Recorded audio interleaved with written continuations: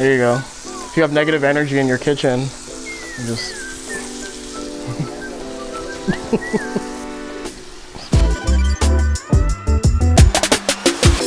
Hey, it's Cesar with the Food52 Test Kitchen, and today I'm making my take on a Midwest classic. This is my Brooklyn beef sandwich.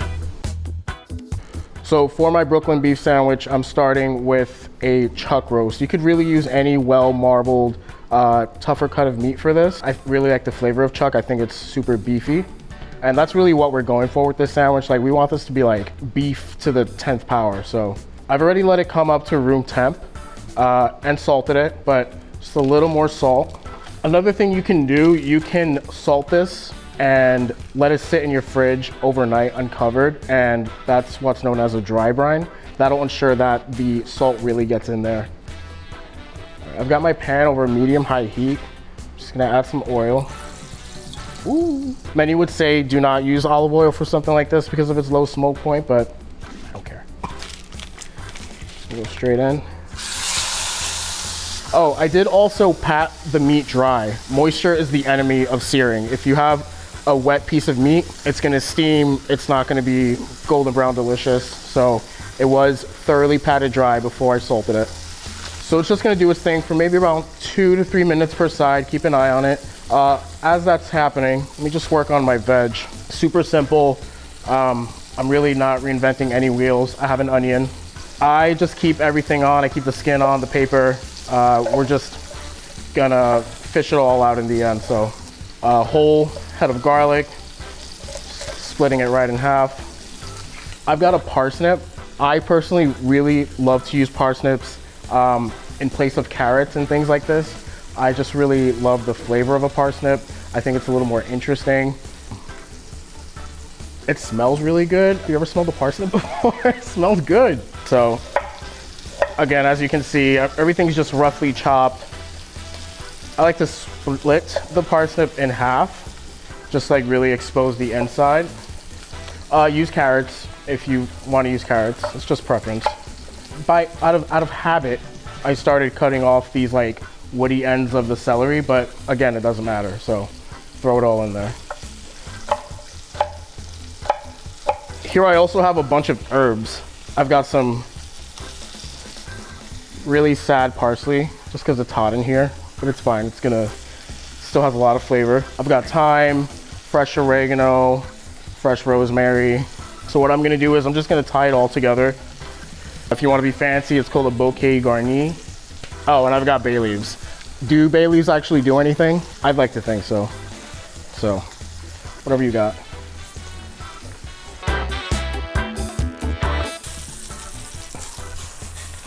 Pretty good. Brooklyn beef sandwich, it's just my interpretation of it. Like, what would an Italian Chicago beef sandwich be if it was like a bodega staple in New York City? And this is kind of my version of that. Now for the sides, I do like to like hold it so the sides can get a nice sear as well. You really can't skip the searing step. It makes such a difference with the flavor. And again, playing with that, you know, deep beefiness that we're looking for. All right, that's good enough.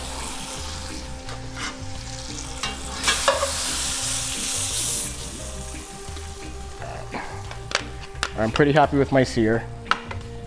Now, in with our veg. So I'm just going in with all these vegetables.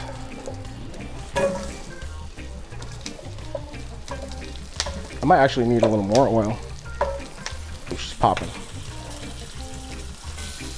Oh, almost forgot. Tomato paste. Tomatoes are one of those things that make beefy taste beefier because of the naturally occurring MSG in tomatoes. And tomato paste is essentially just like super concentrated tomato sauce. You want to always cook down your tomato paste. What's going to happen is it's going to get really sweet. It's going to bring out all the sweetness of the tomato. You just want to toss it all together. Make sure the vegetables are getting coated in it as well. I also like to position like the cut sides down of the onion and the garlic and the parsnips to make sure I'm getting all that caramelization. This is a pretty hands-off recipe except for the very beginning. In the beginning, you really want to build those flavors. So I'm just gonna kind of leave it alone for a second. So actually, this started with me wanting to make a giardiniera, which is, you know, essentially like a Italian vegetable relish. It's late summer right now, and the produce in the farmer's market is going off. Like, everything is like at its peak, the best it's gonna get until next year. So I was just trying to think of ways to preserve it. Of course, your mind automatically goes to a pickle, but I was like, oh, like, I want to pickle a bunch of things together. I'm like, oh shit, giardiniera. And then what is giardiniera used for? Italian beef sandwiches. So I kind of went on this like little journey. Okay, I'm happy with where I am with the caramelization. I'm gonna go in with some spices. So here I have a mix of coriander, sesame seeds, red pepper flakes, fennel seeds, onion powder, garlic powder, and some coarsely ground black pepper.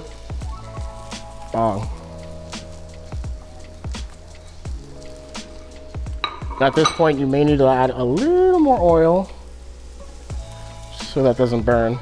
But I do want to like cook it for a few seconds just to really kind of activate those spices. Smell that? All right, I'm gonna deglaze. I'm actually deglazing with beer today. This is a beer from our friends at Transmitter Brewery, like right here in the Brooklyn Navy Yard. Ooh.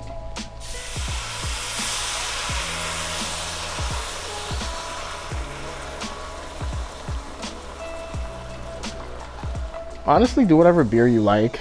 You can use wine too, if you want to do it with red wine. For something like this, I like the beer. If I was doing like a, you know, super old school, like roast beef or beef stew, I would use a nice deep red wine. So here I have some oyster sauce. And oyster sauce, this is just like a big, I'm like hating the word umami because I feel like people overuse it, but it's umami. This is a big umami bomb. And again, just really like playing on that beefy flavor. I'm going in with my bouquet. It's probably a little too big, but whatever. Just nestle it in there, it'll be fine. All right, so I'm just gonna let this come back up to a boil before I add my meat back in. So my oven is preheating at 325 degrees. For a cut like this, I'm going for around 3 hours. You want it to be really tender, but again, you don't want it to like be shredded beef necessarily, because I do want to be able to cut it. All right, so I'm gonna go in with our beef. Gotta add all that stuff too. And we're gonna go in with our beef stock.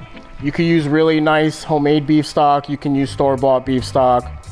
Actually, no, store-bought beef stock is kind of trash. I'm just gonna add it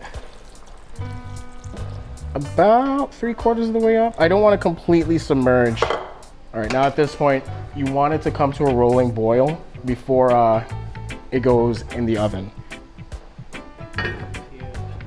So I'm just covering it, letting it come to a rolling boil, and then it's gonna go in the oven. So this beef I cooked a little earlier, did its thing for about 3 hours, and then I let it rest. All right, so get this beef out of here. Ooh, she's tender, but not too tender. See, I'm pretty happy with this texture. There's two routes you can go now. You can either just let this come to room temp. As it cools, it's gonna slightly firm up and allow you to slice it. Or you can take it one step further and let it rest in the fridge overnight, uncovered, and that's gonna get it really, really firm. So it's firmed up a bit, but I also have one that I cooked yesterday and it rested overnight, and I'll show you the difference. So this is the beef that I let rest in the fridge overnight. So you can see it's really firm. So we're gonna strain out all of the solids from our broth. A nice big strainer, super helpful right now. I think I need help. Thank you, chef. Yes, chef. All right, carefully But you see, you want to really press down on all that veg. Yeah. And then we're gonna bring this up to a simmer. So this is also a great time to taste it, adjust as needed. And sometimes the liquid's gonna reduce a little too much. So you may need to make up for it with a little water, just so that you have enough to dip your beef in, dip your sandwich in. Maybe I'll add a little bit more water, but I do want it to be pretty concentrated. If you do decide to refrigerate your beef and your broth, this is what's gonna happen.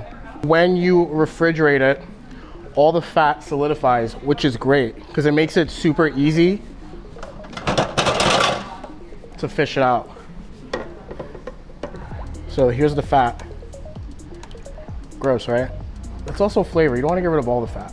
You could use something like a fat separator if you want to get rid of the fat, or refrigerate it. I'm gonna discard this fat. I think I'm just gonna combine. We have a lot of people here, so I'm just gonna do all of it. Our beef broth is simmering, but I wanna show you the difference between the meat that rested overnight and the meat that you would have, and the meat that I just made today. So it's really easy to slice this. Somewhere like Chicago, the beef would be really, really thin because they used a deli slicer. This is obviously much thicker, but still delicious. And it's nice, you can see like that marbleization of fat. And this is the one that cooked today, so much softer. And as you can see, it's not really a clean slice. It's more of like a slice slash shred, which I don't mind. I like this. For my Brooklyn beef sandwich, I am using a roll that you would find in a bodega, or a Kaiser roll. Kaiser rolls are iconic here in New York, especially for something like a bacon, egg, and cheese. I mean, this is easier than those heroes. All right. No, no, it's fine. All right. Just, a little butter.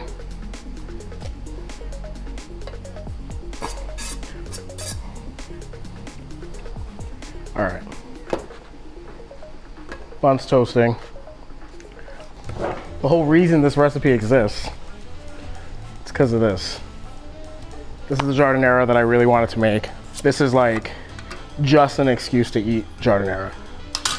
So this has been doing its thing for like almost 2 weeks.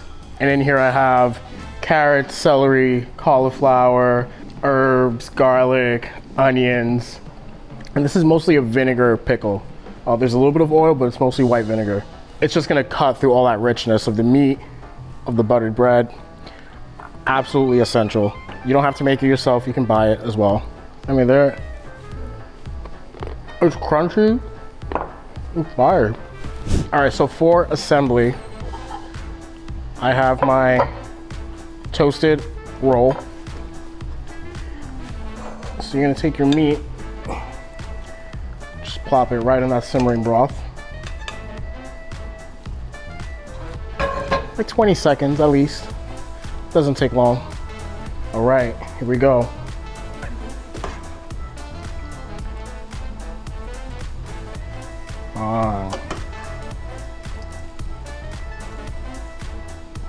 Get that juice. All right, good amount of beef. Just add a little bit more of the jus on top. Break out the giardiniera. This one's pretty cool. You could just like lift it out. So I make my giardiniera pretty chunky. But if this is too chunky for you, you can just run a knife through it. I just like to have the option. So maybe I'll run my knife through some of it. Just run it through the giardiniera.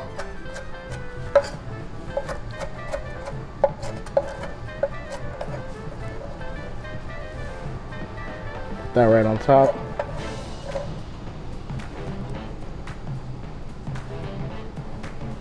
All right, so there you have it. This is my take on a classic. This is my Brooklyn beef sandwich.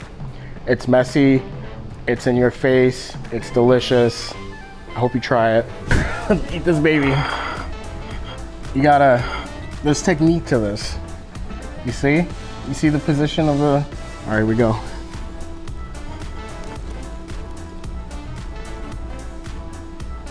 Oh, more juice.